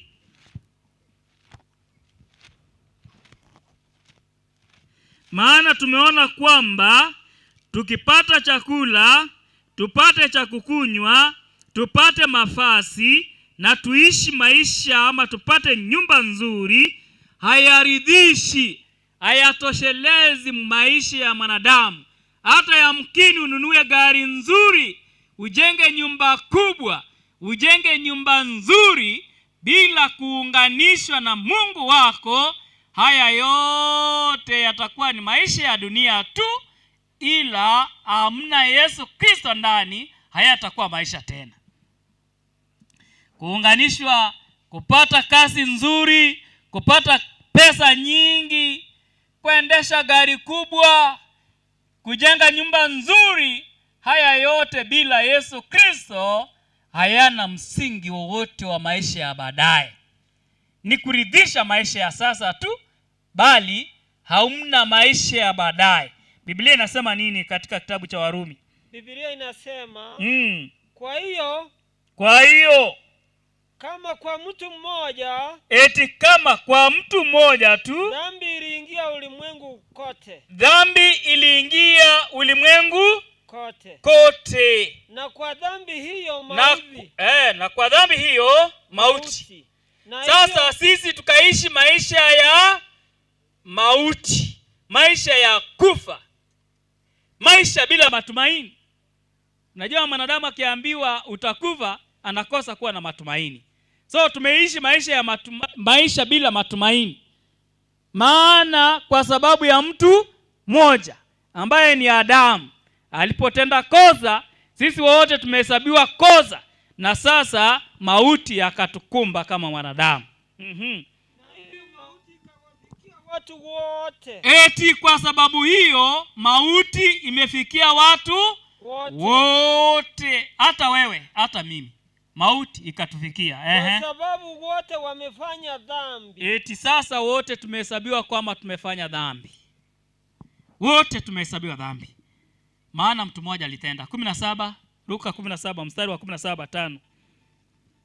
Kwa maana ikiwa kukosa mtu mmoja, kwa kuwa ama kwa maana ya kukosa kwa mtu mmoja, mauti ilitawala kwa sababu ya yule mmoja. Mauti ukatawala kwa sababu ya mtu mmoja. Mauti umefanya nini? Umetawala. Lakini sasa kuna matumaini. Mauti umetawala, lakini tumaini ni kwamba zaidi sana wao wapokeao wingi wa neema na kila kibao watatawala katika uzima. Watakao tawala kwa neema, yani watakao pokea neema watatawala kupitia kwa Yesu Kristo, kwamba nasi pia tutatawala kwa neema ya Mwenyezi Mungu. Neema ya Mungu itatufanya tutawale, maana ule mauti, ule mtu wa kwanza alitenda dhambi, mauti ukatawala. Lakini kwa Yesu Kristo, wale wote watakao amini kwa neema ya Yesu Kristo, uzima utatawala maisha yao.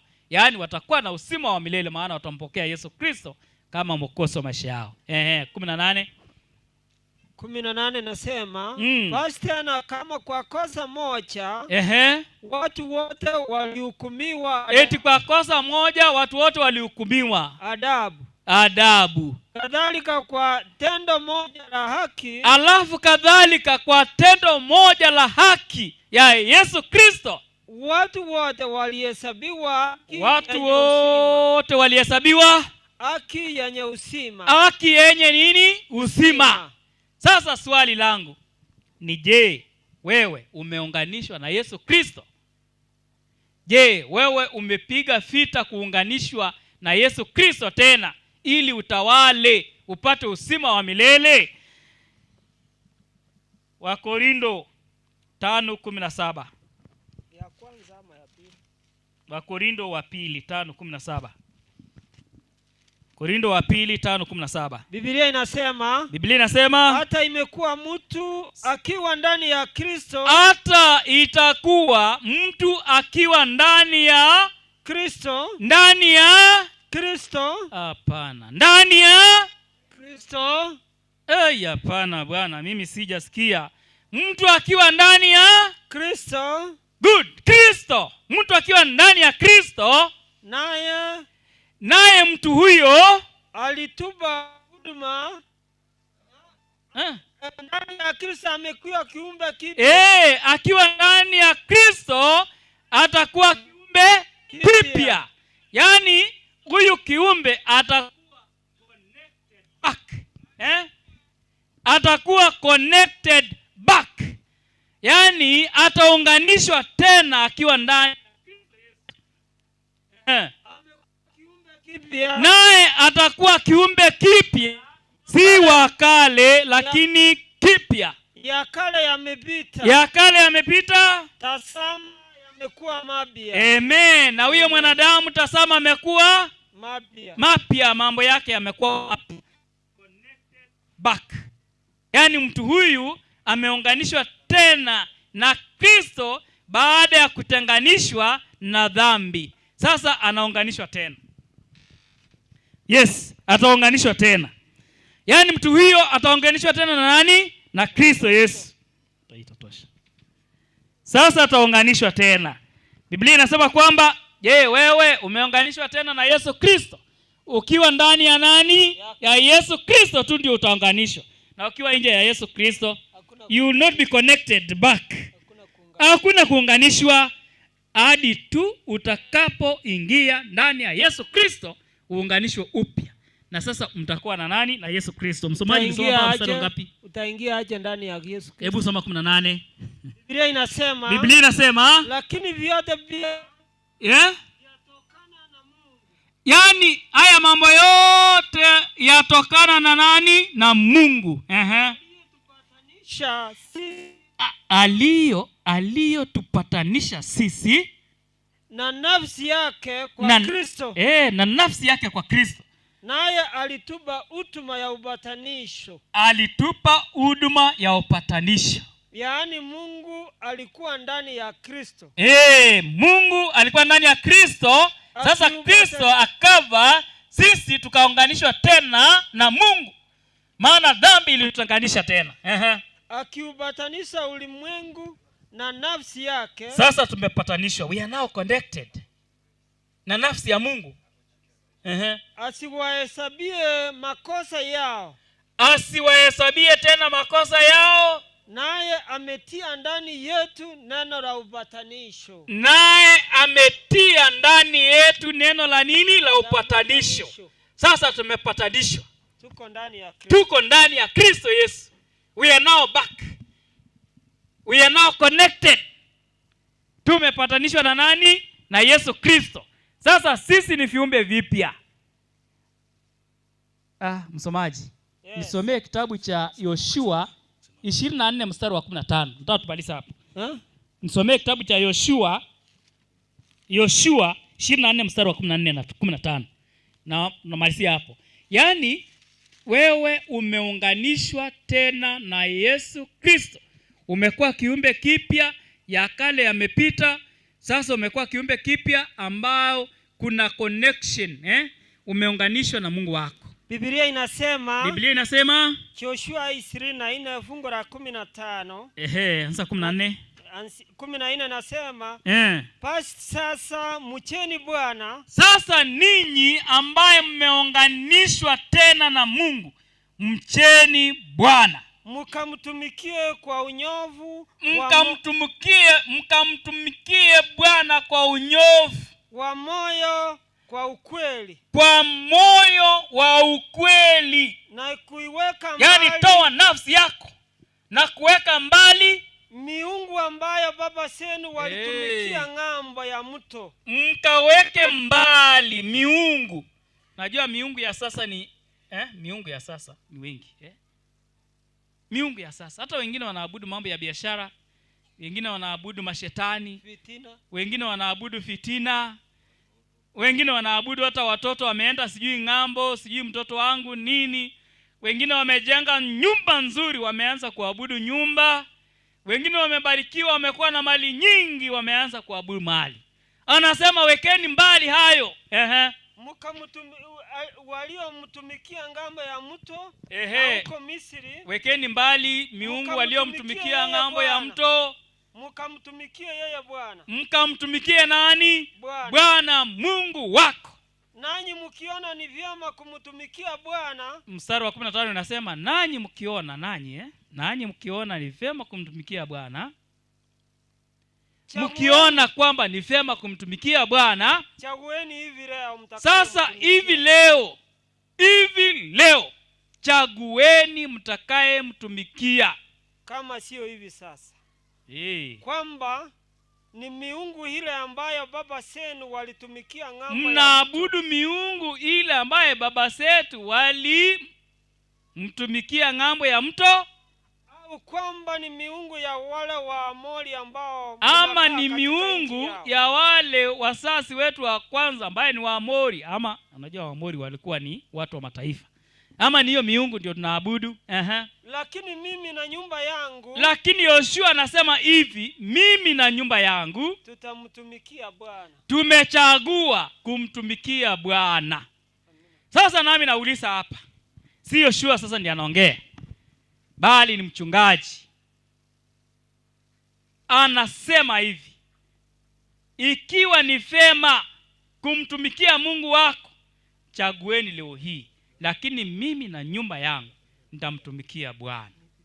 Je, ni wangapi katika umati huu ambao wameamua kwamba mimi nitamtumikia Mungu wangu kama mwokozi wa maisha yangu yote? Inua mkono yako. Kiwa umefanya uamuzi wa kumtumikia Mungu, Bwana Mungu wako, kuja upande huu tafadhali. Simama na ukuje upande huu tafadhali. Naomba msonge hapa mbele, kuja upande huu tafadhali. Nataka kuomba pamoja. Songa mbele tafadhali.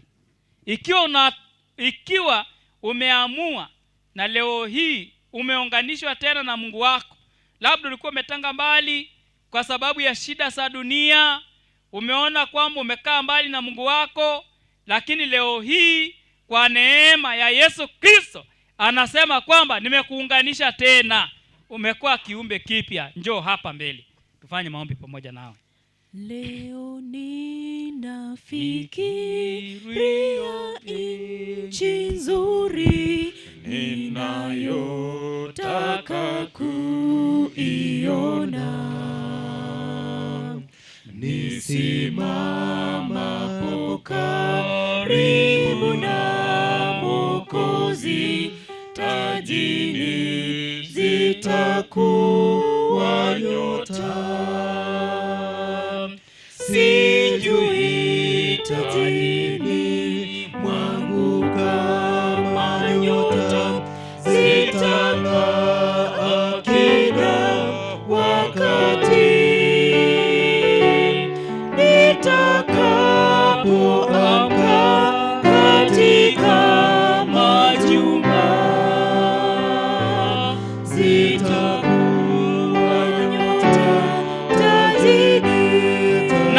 katika makambi haya tulisema hivi: ikiwa hujampokea Yesu Kristo kama mwokozi wa maisha yako kwa njia ya ubatizo, tafadhali songa upande wangu wa kushoto ili tufanye maombi pamoja.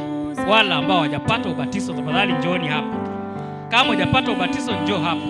Yesu Kristo anataka kukuunganisha tena naye, maana dhambi. Songa tu hapa, songa tu hapa mbele kabisa. Asanteni sana, songa tu hapa mbele kabisa. Nisema katika makambi haya, kama hujapokea ubatizo, kama hujabatizwa, tafadhali tu hapa. Asante sana. Kama hujabatizwa, tafadhali songa upande wangu wa kushoto. Nataka kuomba ili na Mungu awaunganishe tutakapoamka katika majumba, sitakuwa nyota tajini, nitakuwa na furaha nikimwona kuweka miguuni pake watu waliofutwa kwa ajili ya kazi yangu na roho yake. Asante sana. Okay, tunapoimba chorus ya mwisho, sema kama kuna mtu mwenye hajapokea Yesu Kristo kwa njia ya ubatizo, tafadhali tunakuomba uje upande huu. Kama hujabatizwa, uje upande. Na kama umebatizwa, inua mkono wako. Kama umebatizwa, inua mkono wako. Kama umebatizwa, inua mkono wako. Good. Kama umebatizwa, inua mkono wako. Very good. Kama umebatizwa, tafadhali usichoke, inua mkono wako tuone. Good. Barikiwa, barikiwa sana. Sitakuwa kila wakati nitakapoamka katika majumba, sitakuwa nyota tajini. Good. Tunaomba. Mtakatifu, mtakatifu, mtakatifu Mungu wetu unayetupenda, ni wakati wa kipekee tumekuja miguuni pako Mfalme, tukiomba msamaha wa dhambi zetu. Tunashukuru kupitia kwa Yesu Kristo ambaye alitoa nafsi yake akafa msalabani ili sisi tupate ondoleo la dhambi. Ametuunganisha tena na Mungu wetu, maana ile dhambi tuliyotenda katika shamba la Edeni ulitutenganisha sana na Mungu wetu. Lakini asante kupitia kwa Yesu Kristo aliyetuunganisha tena na Mungu wetu. Kikundi hiki ndogo ambao bado hawajampokea Yesu Kristo kwa njia ya ubatizo, tunaomba unene na wao. Mungu, zungumza na wao, maana wote wataelewa lugha yako Mungu wetu. Na tunaamini siku moja hata makambi haya kabla ya kuisha watakuwa wametoa nafsi zao kwako Yesu Kristo kwa njia ya ubatizo. Pia kuna umati mwingine katika mkono wangu wa kulia, hatuwezi kuwajua kila moja, lakini kupitia kwa njia ya takatifu Mungu wetu, kiwa kuna mmoja wao ametenga mbali nawe, umrudishe tena na kuunganisha na uungu wako. Asante kwa makambi haya. Wageni wote tunawakabidhi mikononi mwako, wenyeji pamoja na wanakwaya wote. Kwa njia pekee Mungu wetu, inua tena mioyo yao, wasidi kusonga mbele katika imani, na wasidi kufanya kazi yako jinsi ulivyowaita. Na hilo ndilo ombi letu kupitia kwa jina la mwanako Yesu Kristo tumeomba kwa kuamini. Amen. Asanteni sana. Lazima mtatusaidia hawa kuandika majina na kuwafundisha. Asante sana, barikiwa.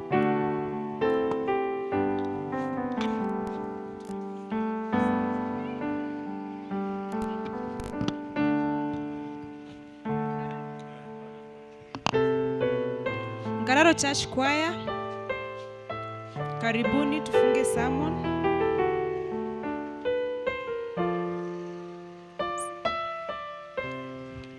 Sijui tajini mwangu kama nyota zitang'aa kila wakati. Nitakapoamka katika majumba, zitakuwa nyota tajini. Kwa nguvu za Bwana nitafanya kazi, nitavuta roho za watu, ili niwe na nyota katika taji. Bwana anapotupa tunu, sijui tajini mwangu kama nyota zitang'aa kila wakati. Nitakapoamka katika majumba, zitakuwa nyota tajini.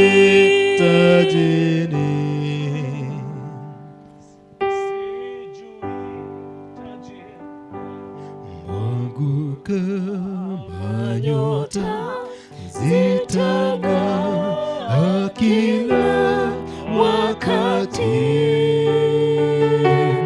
Nitakapoamka katika majumba, zitakuwa nyota tajini.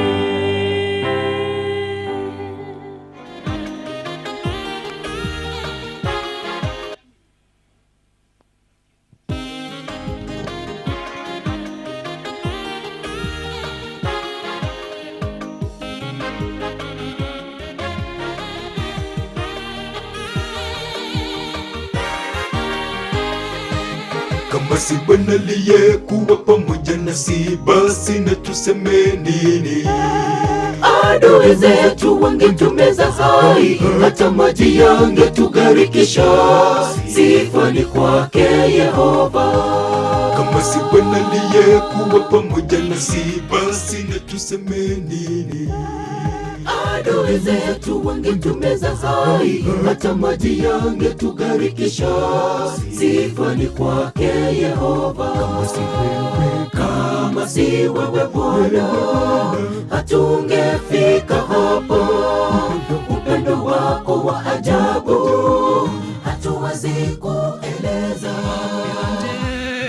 Umetukirimia tunashukuru. Umbali huu hakika ni Ebeneza. Umbali huu hakika ni Ebeneza. Kama si wewe Bwana, hatungefika hapa. Upendo wako wa ajabu hatuwezi kueleza. Umetukirimia tunashukuru. Umbali huu hakika ni Ebeneza.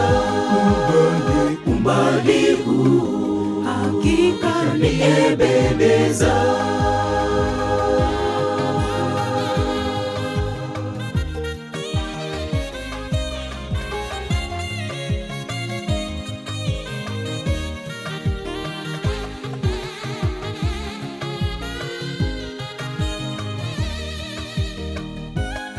Tumevuka milima na mabonde, kufika hapa leo si rahisi. Tumeona mkono wako Bwana, umetufikisha siku ya leo. Tutakusifu milele. Tumevuka milima na mabonde, kufika hapa leo si rahisi. Tumeona mkono wako Bwana, umetufikisha siku ya leo. Tutakusifu milele. Kama si wewe Bwana, hatungefika hapa. Upendo wako wa ajabu hatuwezi kueleza. Umetukirimia tunashukuru. Umbali huu hakika ni Ebeneza. Umbali huu hakika ni Ebeneza. Kama si wewe Bwana, hatungefika hapa. Upendo wako wa ajabu hatuwezi kueleza. Umetukirimia tunashukuru. Umbali huu hakika ni Ebeneza. Umbali huu hakika ni Ebeneza. Kama si wewe Bwana, hatungefika hapa. Upendo wako wa ajabu hatuwezi kueleza. Umetukirimia tunashukuru.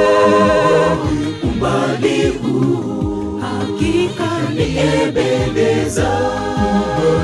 Umbali huu hakika ni Ebeneza. Kama si wewe Bwana, hatungefika hapa. Upendo wako wa ajabu hatuwezi kueleza. Umetukirimia tunashukuru. Umbali huu hakika ni Ebeneza. Umbali huu hakika ni Ebeneza.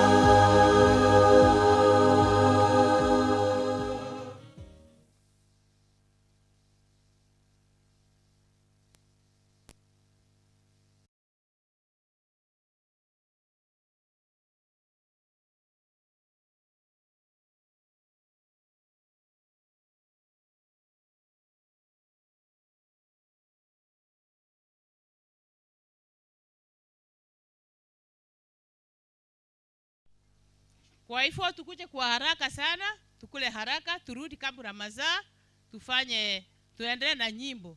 Tutaenda karibu nusu saa. Tutaendelea karibu nusu saa, kila kwaya itahimba. Nafikiri wa mtambo mtaweka hao, kila mtu aonekane hapo, ndio kasi iendelee vizuri. Okay, thank you madam. Thank you so much. Wageni wanapoenda hivi, watu wetu tubaki hapa. Alafu tuongee kidogo ndio tuweke. Kwangu nina tumaini, moyoni nina raha. Kwenye mawimbi makali kwangu nitainuka. Bwana amenipa ushindi, yapasa nimtangaze. Japo kwa gharama kubwa sitaogopa.